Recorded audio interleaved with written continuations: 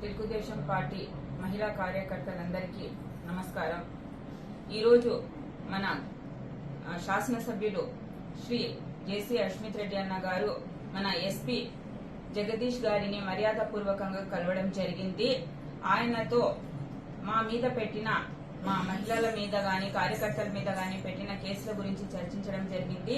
SP Jagadish గారు కూడా సానుకూలంగా స్పందించి మీ కౌన్సిలర్ల మీద మహిళా కౌన్సిలర్ల మీద కార్యకర్తల మీద పెట్టిన కేసుల గురించి మరోసారి పునః పరిశీలిస్తానని మా ఎమ్మెల్యే గారికి హామీ ఇవ్వడం జరిగింది। అందువల్ల రేపు జరగబోయే మౌన దీక్షకు మన ఎస్పీ గారి ఆదేశాల మేరకు మేము తాత్కాలికంగా వాయిదా వేయడం జరిగింది।